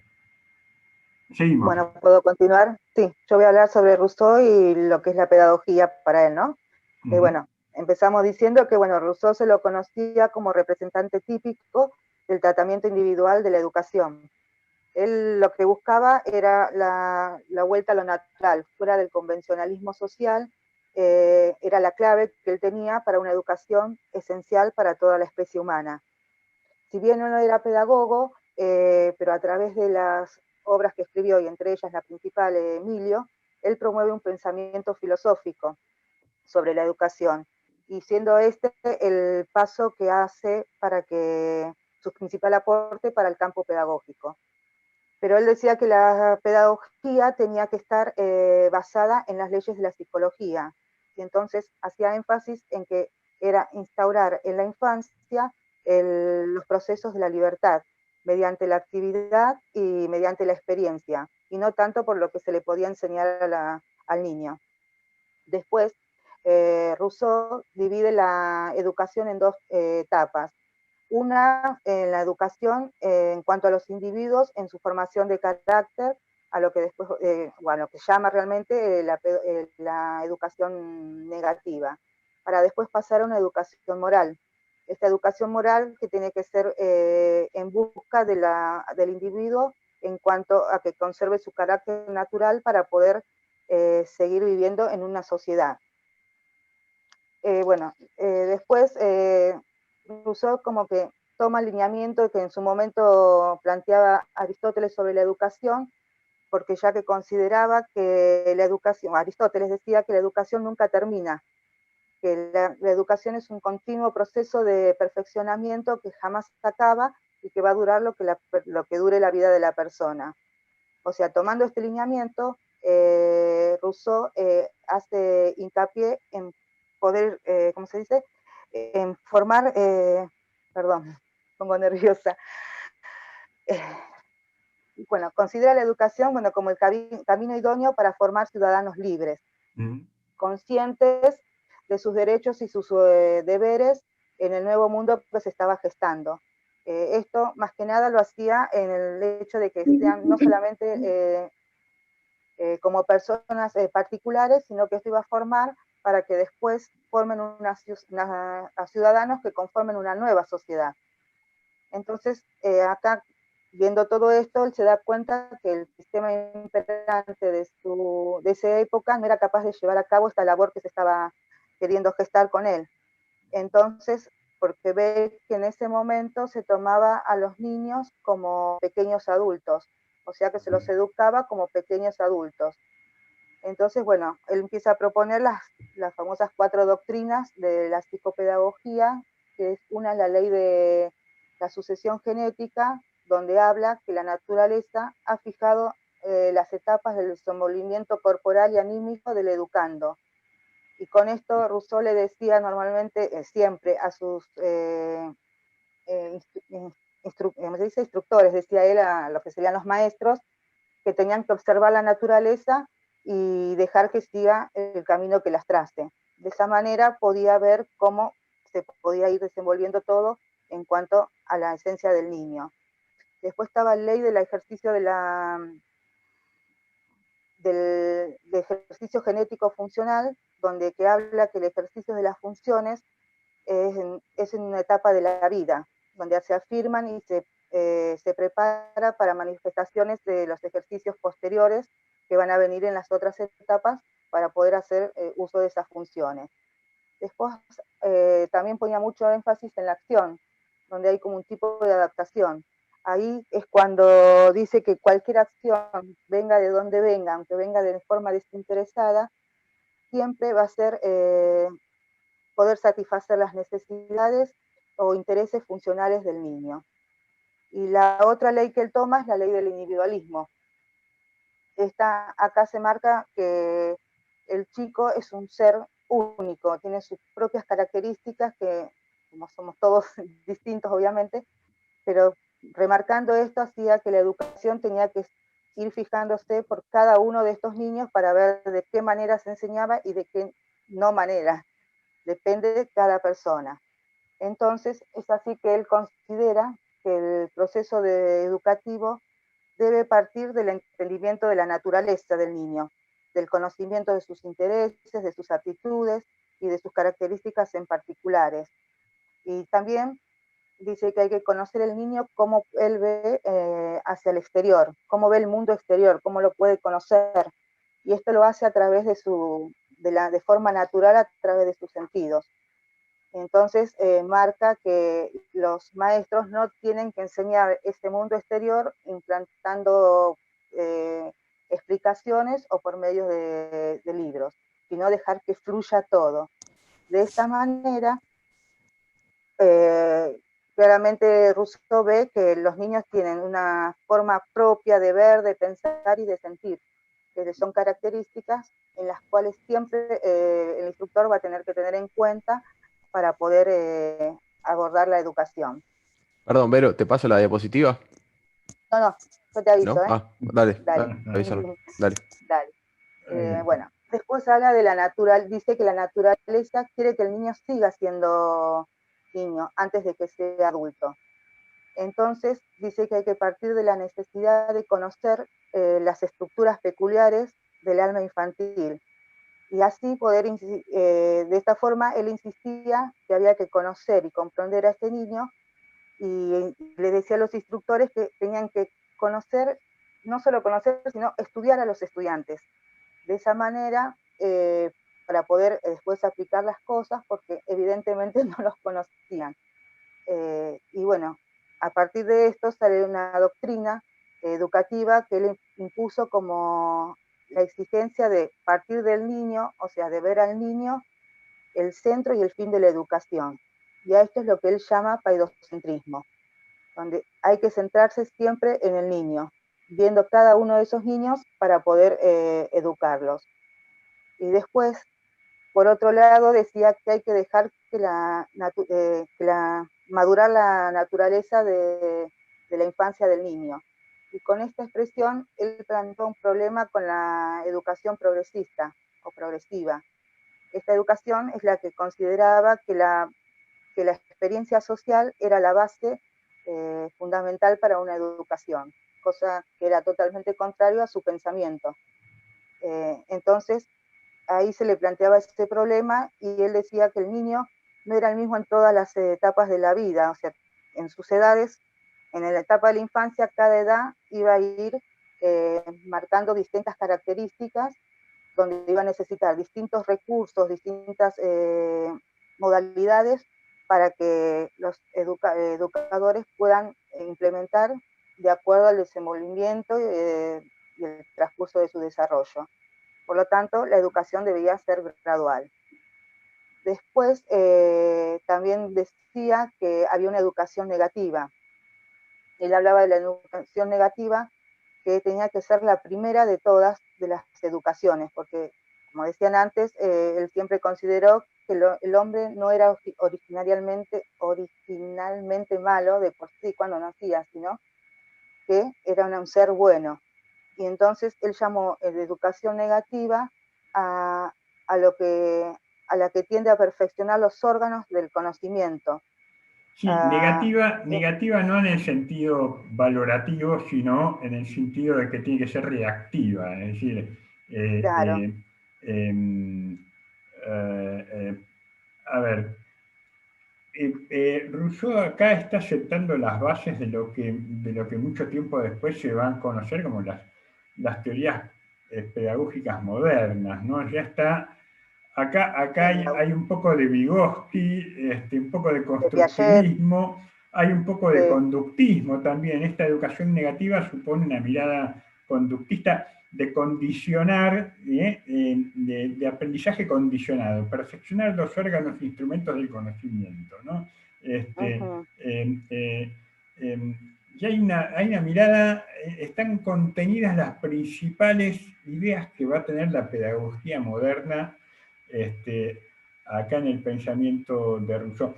No tenemos mucho tiempo, Verónica, así que si podemos ir bueno, cerrando. Entonces digo, la conclusión, bueno, después se quedaba con lo de la educación negativa, bueno, y después decía que también la educación positiva, que era la que era impuesta por el docente, no era excluyente, sino que también era válida para poder formar el carácter del infante y los deberes que después lo harían hombre.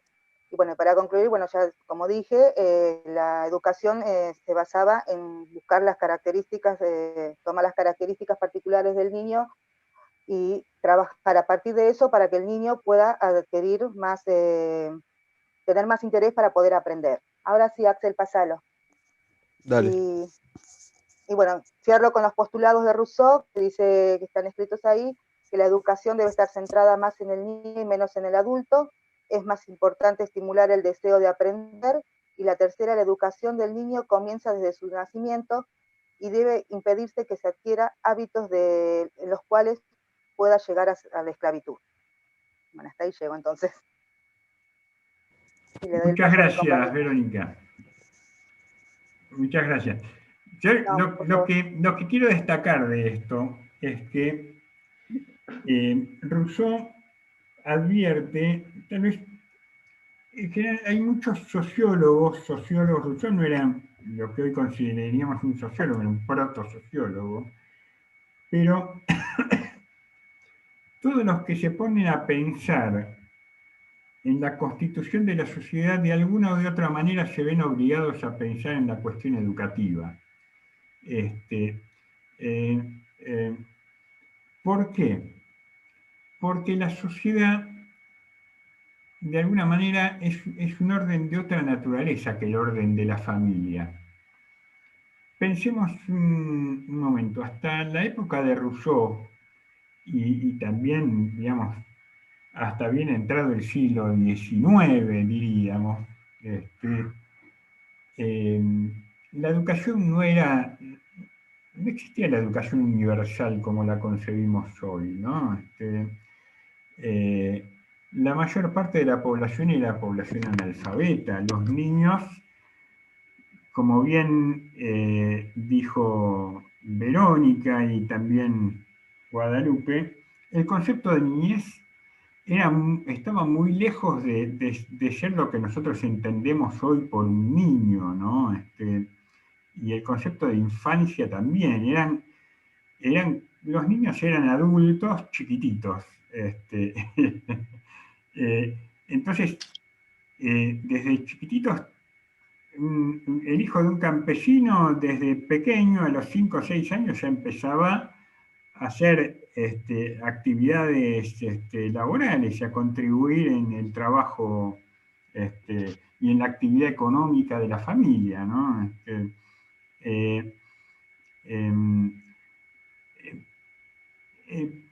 No iba a la escuela, cuando mucho iba a la iglesia un par de años a participar de alguna formación religiosa básica. Con suerte, con mucha suerte terminaba alfabetizado o medianamente alfabetizado, pero con mucha suerte. Y ustedes fíjense, Rousseau lo que está pensando es un pensador de ese momento de cambio, de esto que Axel y Franco mencionan describieron muy bien en la introducción ese pasaje a la sociedad moderna, ¿no? Esa constitución de los estados-nación. Esos estados-nación no se constituyen a sí mismos sin la idea de soberanía. Recuerdan, uno de los lemas de Sarmiento era hay que educar al soberano, hay que educar al soberano. Esa frase es deudora del pensamiento de Rousseau. Hay que educar al soberano. La tarea pedagógica que imponen a las sociedades modernas, pensadores como Rousseau, como Locke también, es justamente esto, construir, inculcar en los niños la moral pública, la moral cívica. Como va a decir Durkheim tiempo después, incorporar a ese ser individual el ser social. El ser individual que naturalmente el niño adquiere en la familia es un ser incompleto, es un ser egoísta, de alguna manera corrompido, individualista, y entonces la educación en esta nueva etapa, en la conformación de estas sociedades modernas, tiene el rol de inculcar, de incorporar en los niños esta moral cívica, ¿no? Esta nueva moral cívica, el contrato social, la república. La república hay que metérsela en la cabeza a los chicos, y por eso la educación, la importancia de la educación. Profe, Sí. Sí, Nora. Sí. Me quedó por exponer a mí por la favor. Última parte de las obras. Podés ser muy breve, Norita. Bueno. No hay problema. Bueno, yo voy a hablar un poquito de lo que fue el contrato social. El libro fue publicado en 1762, es un plan de la reconstrucción de las relaciones sociales de la humanidad, que dice Rousseau en una frase: en su estado natural los hombres son iguales, los males solo surgieron después de que ciertos hombres decidieron demarcar trozos de tierra, diciéndose a sí mismos, esta tierra es mía, y entonces nacieron los diversos grados de desigualdad humana. Para Rousseau, la única esperanza de garantizar los derechos de cada uno radica en la organización de una sociedad civil, con los mismos derechos para todos. Esto podría lograrse a través de un contrato social entre los distintos miembros del grupo, mediante este acuerdo. Cada individuo estaría de acuerdo en someterse a la voluntad de la mayoría y así nace el Estado. Después, en 1756, otra de sus obras, escribe Julia o La Nueva Eloísa, que se publica en 1761, antes titulada Cartas de dos amantes. Bueno, La Nueva Eloísa es la pasión amorosa entre Julia, que es una joven noble, y su preceptor, Pedro Abelardo, de origen humilde. Al pertenecer a distintas capas sociales, su relación se ve obligada a guardarse en secreto, y esas mismas convenciones sociales que impiden que esta relación pueda expresarse libremente son las que hacen que Pedro Abelardo parta hacia París y después a Londres, de donde escribe sus cartas a Julia, ¿no? Y ahí es el comienzo del romanticismo, porque la obra es bien aceptada por la sociedad.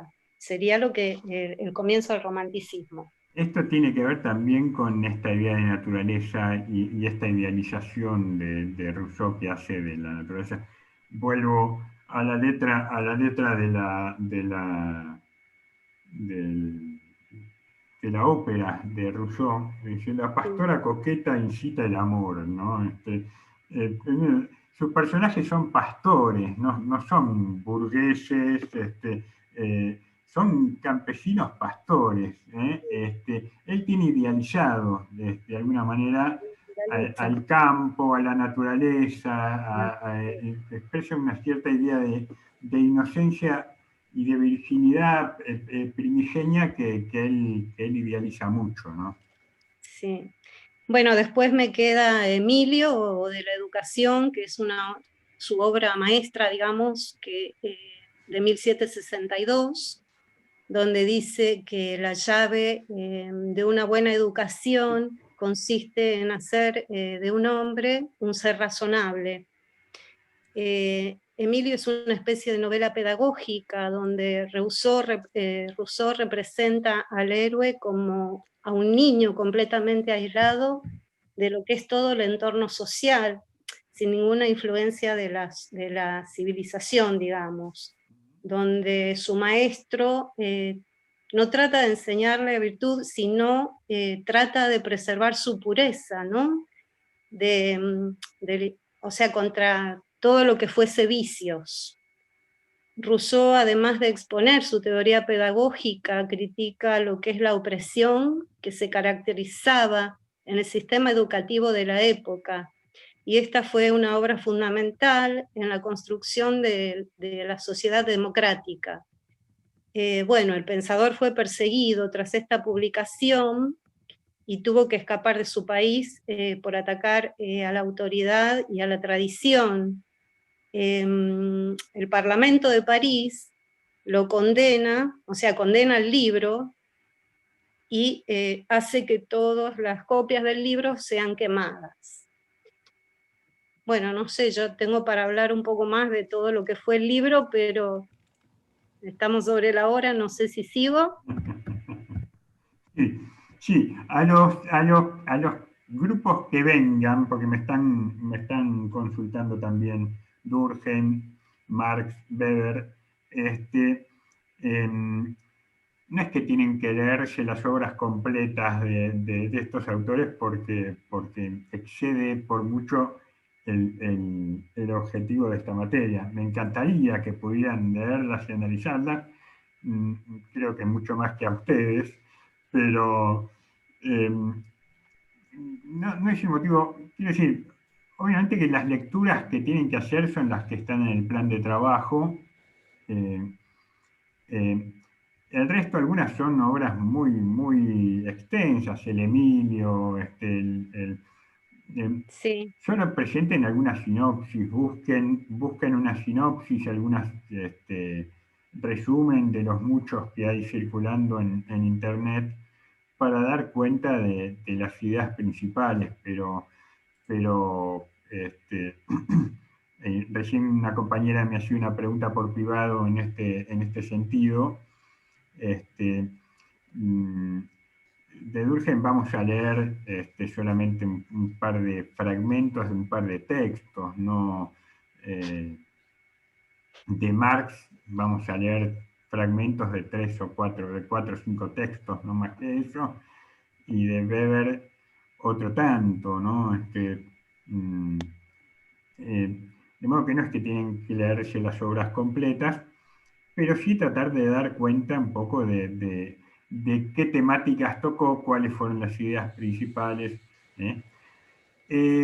Muchas gracias. ¿Algo más, Nora, o lo damos por concluido? Puedo agregar que el libro estaba dividido en 5 etapas, las primeras 3 sobre la infancia, la cuarta sobre la adolescencia, y la última sobre la educación de Sofía, como para que tengan una idea de qué trataba, que era la mujer ideal, y bueno, y de la vida paternal, política y moral de Emilio. Perfecto. Lo que dice Rousseau es que por encima de la familia que crea, educa al individuo, pero hace falta el Estado para educar al ciudadano. Y esto es lo novedoso del pensamiento. Es la educación como una tarea estatal.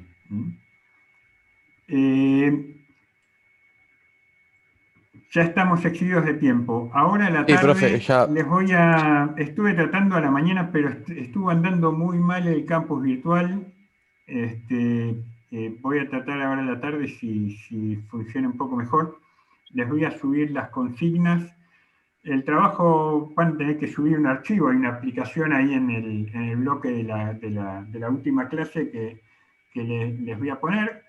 Ustedes van a ver las consignas y en un plazo máximo de 2 semanas van a tener que subir un archivo, un Word, o un ODT, o un archivo de texto, con las respuestas a las consignas. Van a ser, como les decía, consignas de articulación sobre los temas que hemos visto en clase. No va a haber preguntas trampa ni preguntas sobre cuestiones que no hayamos visto o abordado en las clases, así que me parece que la propuesta es justa. Y ustedes van a tener que dar cuenta un poco de aquellas cosas que han aprendido, de aquellas cosas que han reflexionado, de aquellas cosas que han surgido en la interacción entre los textos, los autores y las clases que hemos tenido hasta ahora. ¿Qué fecha de entrega tiene, profe? ¿Cómo? ¿Qué fecha de entrega tiene el parcial? Ya te digo. Hoy es... ¿Lo sube hoy? ¿Sube hoy las consignas? Lo sube hoy les doy las consignas. Espérate que me fijo en el calendario. Profe, y mientras se fijan, creo que ya le he preguntado en el chat porque hay algunos que quedamos sin autores, digamos, para presentar, algunos grupos, 20, algún grupo. Perdón, el martes 20 deberían estar entregando. O sea, el martes 20 a las 23:55 sería el deadline. ¿Me decía Sebastián? Sí, primero... Que hay alumnos colgados, sí, hay un par de compañeras que me escribieron por privado. Si hay alguien más, me mandan un WhatsApp, por favor. Si hay alguien más que todavía no tenga grupo, que estoy reservando para... ¿Cómo? Yo soy del grupo de Seba y también estamos esperando